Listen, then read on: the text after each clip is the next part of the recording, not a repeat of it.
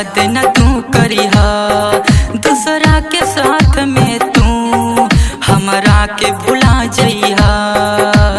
हो हा हा हा।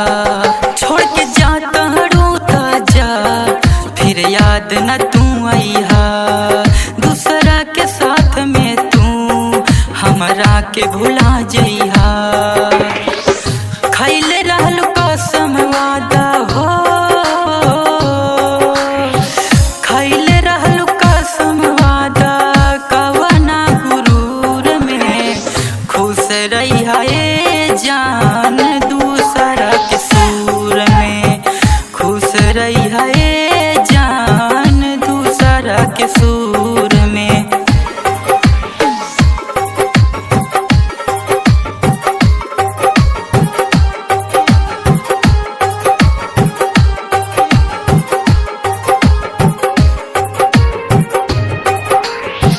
जिंदगी के साथ तू ना हमारो निभावलू, कबहू हंसवलू त कबहू रोवलू।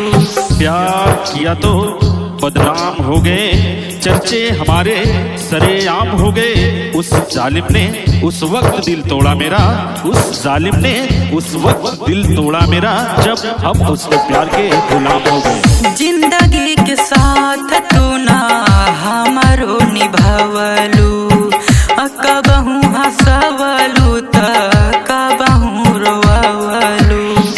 गलती तो होइए जाला हो,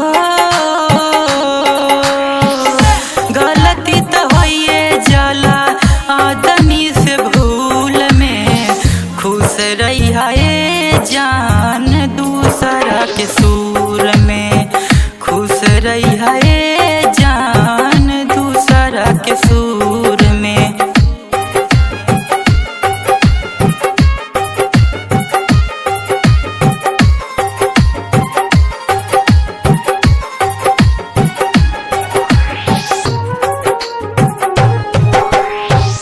जब तोहरा दुख पड़ी हमर याद आई, सोचे लगबू ये जान हम कहाँ जाई। भूल कर भी तुझे न भूल पाएंगे हम, बस यही एक वादा निभाएंगे हम।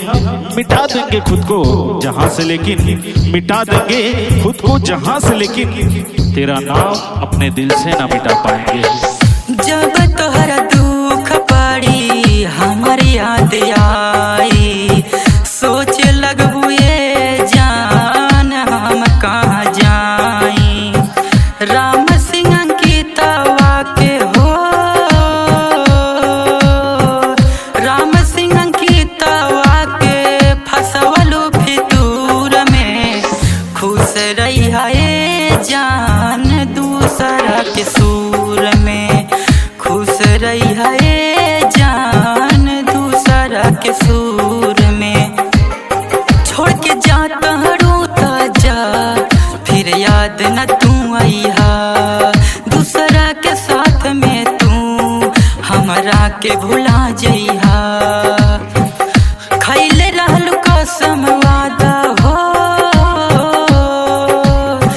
खैले रहलू कसम वादा, कवना गुरूर में खुश रहिहा ए जान, दूसरा के सूर में खुश रहिहा ए जान, दूसरा के सूर।